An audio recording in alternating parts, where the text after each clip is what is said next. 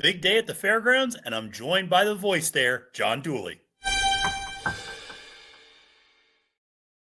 Hi, everyone. Matthew DeSantis here with NYRA Bets. Thank you so much for tuning into this very special episode. As myself and the voice of the fairgrounds, John Dooley, is going to join me here in a minute to talk about the four graded stakes races taking place in that late sequence at fairgrounds on Saturday, closing out a 14 race card that they have. You can get a lot of great content here on NYRA Bets YouTube. We have a full card analysis. Myself and Kaylee Shapiro also preview some of these races in our Road to the Kentucky Derby Kentucky Oaks program. Make sure to press that like button and subscribe to NYRA Bets YouTube today. Subscribing is entirely free of cost, just notifies you when new videos are dropping on the channel, whether it's race previews, full card analyses, or so much more.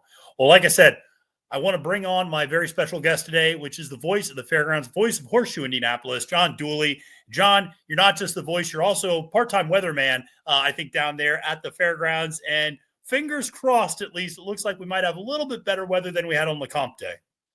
Yeah, Matthew, I might not be giving Al Roker a run for the money, but it's certainly been one of these just crazy weather seasons for us here at the fairgrounds.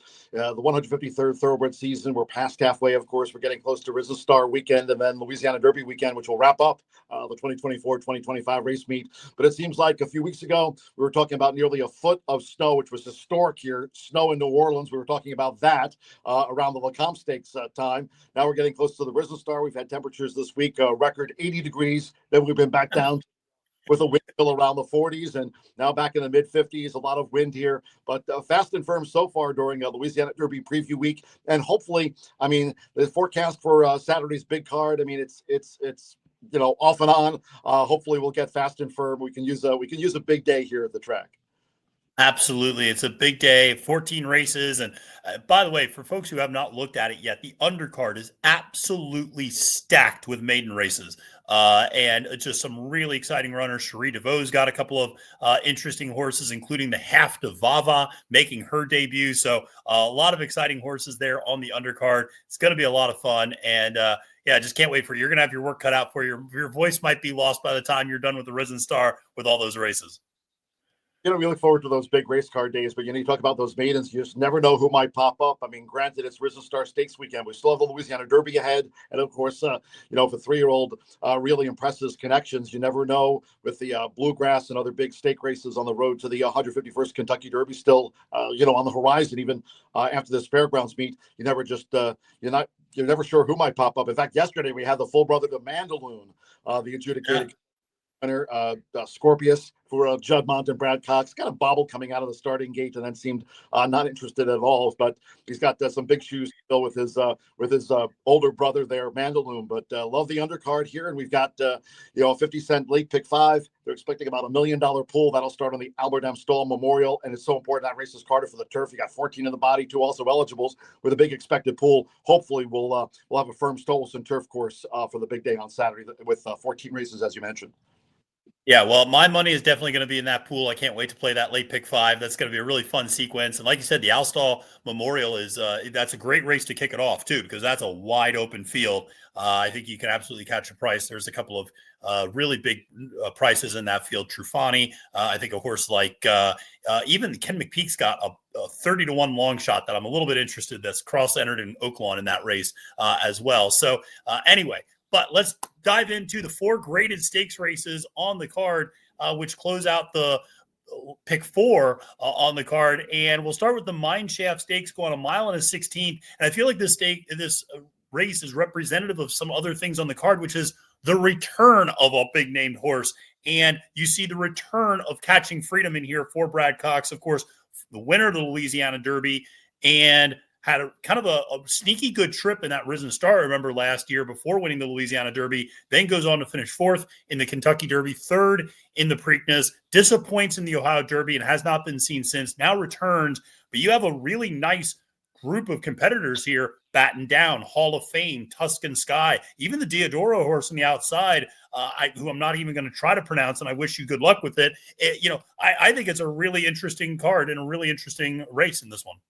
Yeah, and that outside horse, the Japanese bred Komorobino Omoide. Now, Jansen Melanson, not exactly like a horse player's handicapping name outside of the state of Louisiana. But if you put on, I mean, all credit to Robertino Diodoro sticking with a jockey that's been riding this horse Komorobino Omoide, but has acquitted himself quite well. And if Yeah. perhaps Warrior Johnny with blinkers on, Warrior Johnny cross center. You have Hall of Fame. I mean, obviously Hall of Fame, out to the front and dictates the pace. But this Komorobino Omoide's been close in his recent starts. And again, imagine if it was a type of Hall of Fame caliber jockey outside of Jansen Melanson. Again, no disrespect to Jansen, but this horse can be there with a good trip, and you never know. Maybe upsets the great three. Yeah, and Catching Freedom, like I said, coming back for that long layoff, he's a horse that's going to have to beat me in here. I just, it's one of those things where horses that have that late kick sometimes, you first start off the bench, you never know if that really going to come through. There is going to be a fair amount of pace for him to run into, whether it's batting down, whether it's Hall of Fame, Tuscan Sky probably sitting behind that. And so it'll be interesting to see how this one plays out. But Hall of Fame, it'll be interesting to see if he can live up to his name in this race. A $1.4 million son of a gun runner, has won the first two races coming back as a 4-year-old. So let's see if he can continue that on Saturday. But the Fairgrounds turf, Fairgrounds Stakes, I should say, 1 1/8 miles on the turf for 4-year-olds and up. And this one feels very wide open. You have Gigante for Steve Asmussen.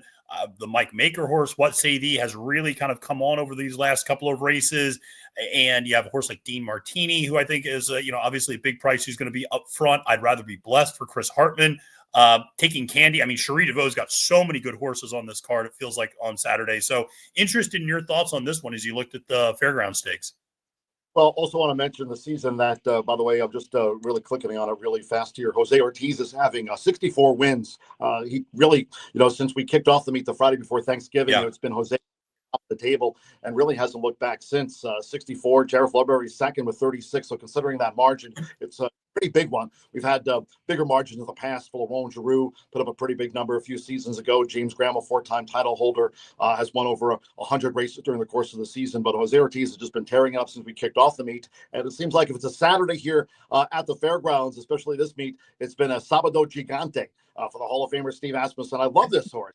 Virginia bred millionaire. He just brings it each and every time. He just runs his race. And so it's hard to, find fault with Gigante in the Horse Racing Nation, by the way, presenting the Fairground Stakes. But, then Chad Brown brings a horse in like Unit Economics and, those championship meet down there at Gulfstream Park. And this horse might be coming with a full head of steam. But I figured Gigante maybe gets first run on that final furlong like he has so often, going for a hat trick of wins here at the meet. Yeah, absolutely. And by the way, great reference to Sabado Gigante, a fantastic program that I used to watch on Univision when I was a little kid. But you're absolutely right. That's a horse that, did it off the turf last time, has done it on the turf. Just such an impressive horse. I really like that one a lot. So that one's going to be really interesting. I'm curious, John, you mentioned Warrior Johnny in the Mineshaft. Is there an expectation that he's going to run on the dirt rather than the turf since he's cross-entered in both, or what's kind of the thought process maybe there? I'm not 100% sure. We talked about it yesterday. We do a little pre-race show before the live action here. Chris Defeck hosting Fairgrounds today, and he mentioned it yesterday, but it's kind of slipped my mind as we do the broadcast today. So obviously, cross-entered. I think he's more likely to go in the dirt, but don't hold me. Get closer to Saturday.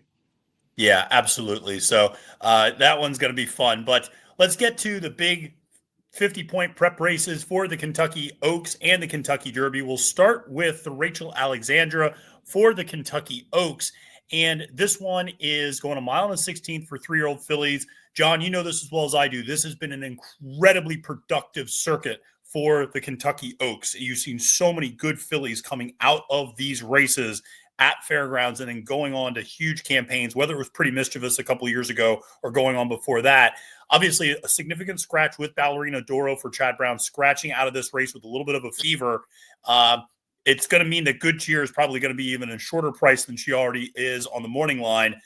Is there any way to beat her? I mean, Whit Beckman's horse, Simply Joking, could get loose on the lead maybe. And he's got a couple of nice fillies, I think, this year. So interesting race, but obviously very excited to see the return of Brad Cox's Good Cheer to the track. I just want to mention one more thing, Matthew, going back to that Mineshaft Stakes and the Fairground Stakes. Warrior Johnny cross-entered. Blinkers on, regardless of where Warrior Johnny goes. Oh, that's good, yeah.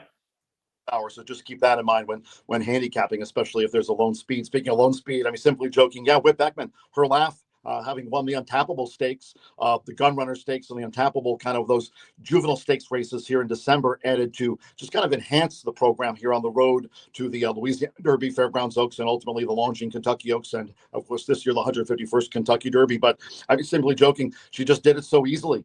Winning here last time out in the Facing-Tipton Silver Bullet Day Stakes. But I thought her laugh, by the way, acquitted herself really well at Oaklawn Park, over the weekend. Not the best of starts for her, but another Whit Beckman filly that's getting points on the road to the Longines Kentucky Oaks. But if not, simply joking, Good Cheer. She debuted.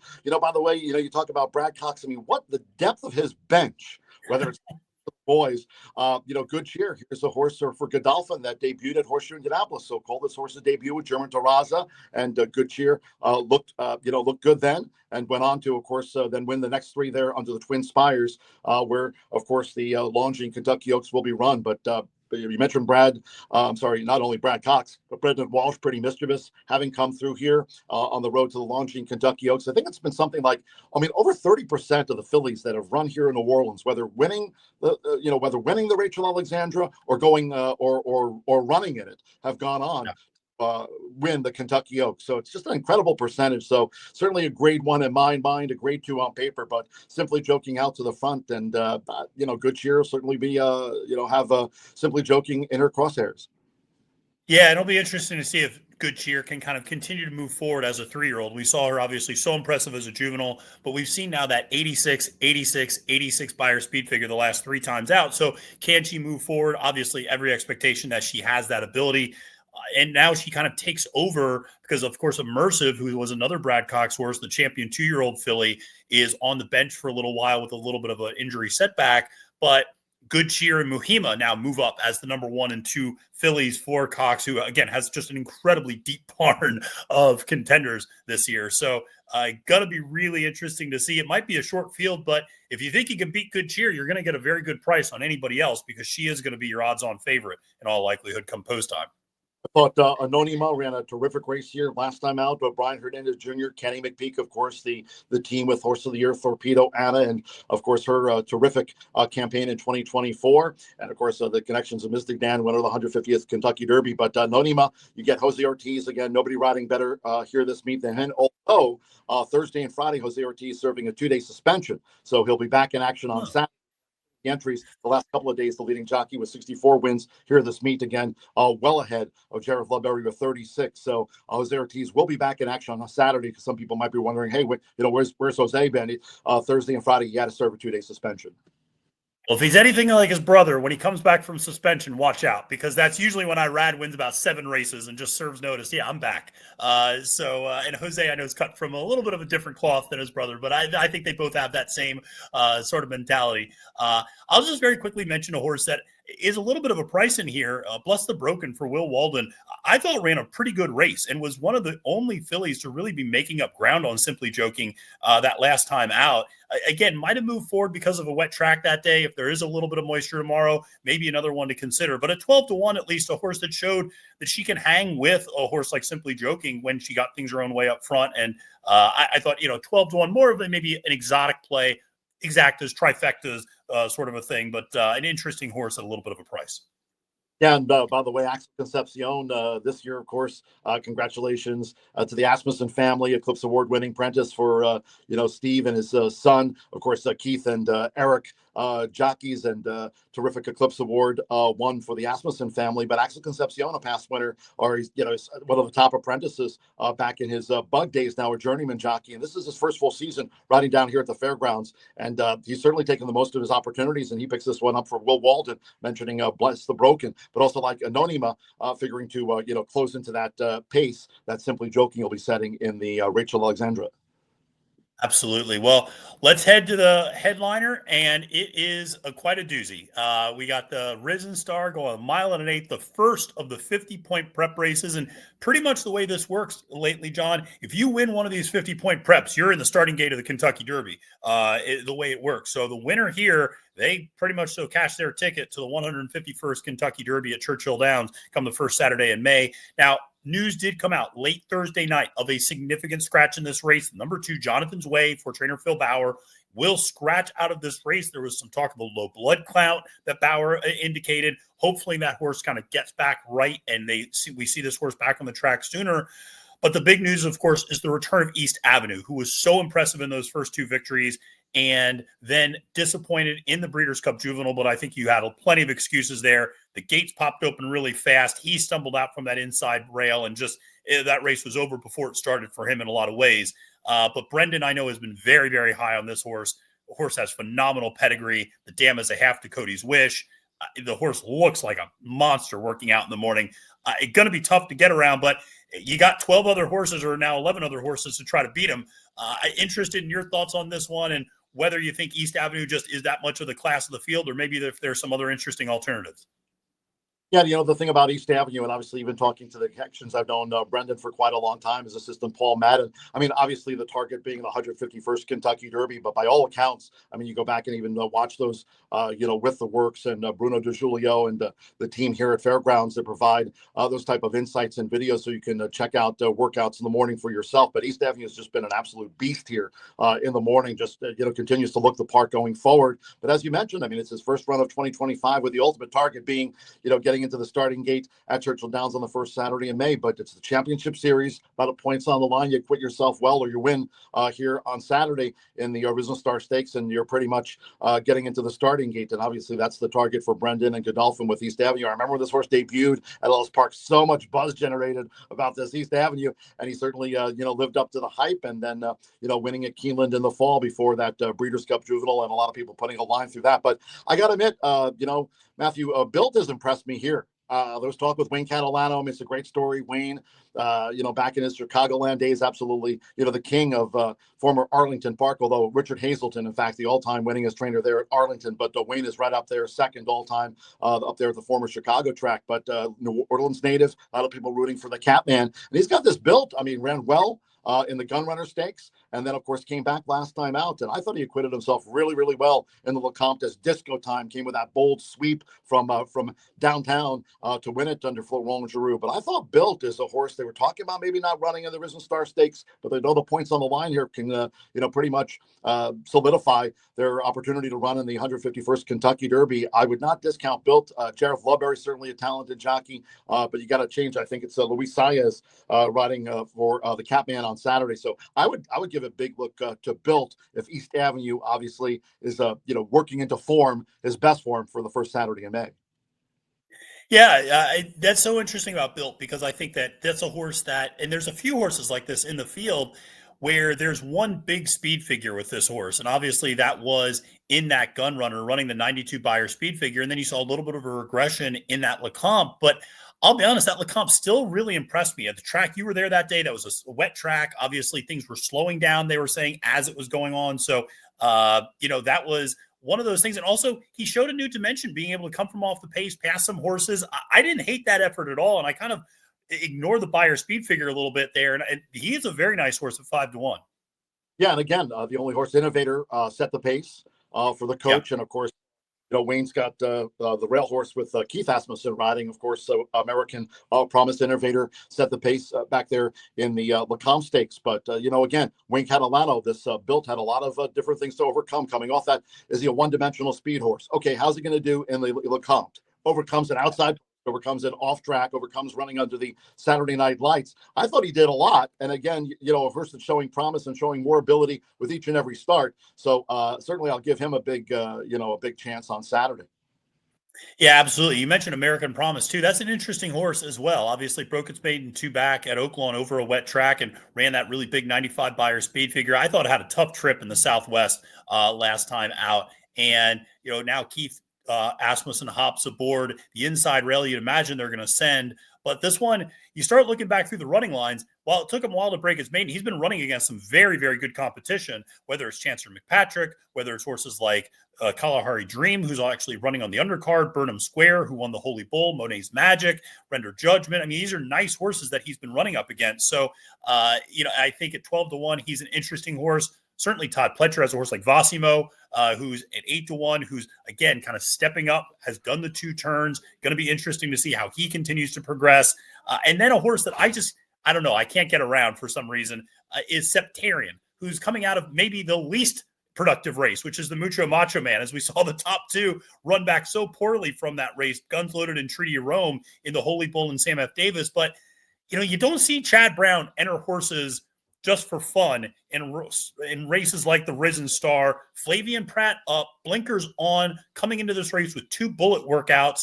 This horse has had very humble beginnings, and it's going to be interesting to see whether or not there's maybe just something that Chad sees in this horse in the morning that he can suddenly unlock. Maybe the blinkers help, but going to be an interesting race, especially if East Avenue maybe takes one race to kind of get one under his belt coming off the bench. Yeah, exactly. And I don't know if that's what, Brendan Walsh and the camp is really expecting. But again, the big target ultimately getting into the starting gate for the 151st Kentucky Derby. This is interesting about Septarian. Obviously, congratulations to Flavian, Eclipse Award winner for 2024. Thought Brian Hernandez Jr. certainly had a season of his lifetime riding Horse of the Year, Torpedo, and a Mystic Danda victory in Derby 150, that thriller. But Septarian, I thought would be right there with Built. The pace, you have that inside horse, as you mentioned, American. Maybe going out to the front for Keith Asmussen, and then you'll have Septarian right there along with Built and East Avenue again making his first run of 2025, maybe part of a leading quartet or quintet. So should be an interesting one under the Saturday night lights here of Matthew at the fairgrounds on Saturday. 153rd thoroughbred season, a lot of history here. It's my 20th season down here, so really looking forward to this big card on Saturday with a lot on the line for obviously the thoroughbreds.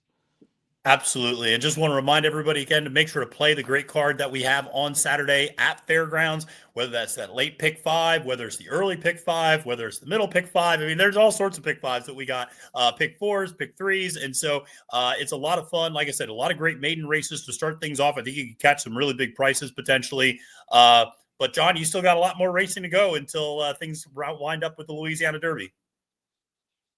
Yeah, we're on the eve of Risen Star Stakes Day, Louisiana Derby Preview Day. I mentioned, they're expecting $1 million estimated pool in that 50-cent late pick 5. But on the eve, at least, of the big Risen Star card, we're fast and firm at, again, the return of Jose Ortiz on Saturday's program, the leading jockey here. But, it's been, again, weather-wise, Mother Nature's certainly been playing her hand a lot during the course of the season. But, we're an outdoor sport, and that's to be expected. And hopefully we'll have a nice turnout. And do appreciate all the horse players tuning in on Saturday, since it's, a big card for us here at the fairgrounds.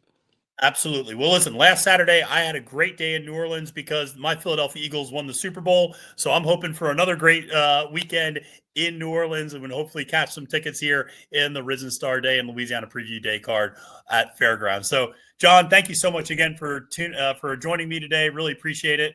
And really appreciate everybody for tuning in to this episode of NYRA Bets YouTube. Make sure to press that like and subscribe button today.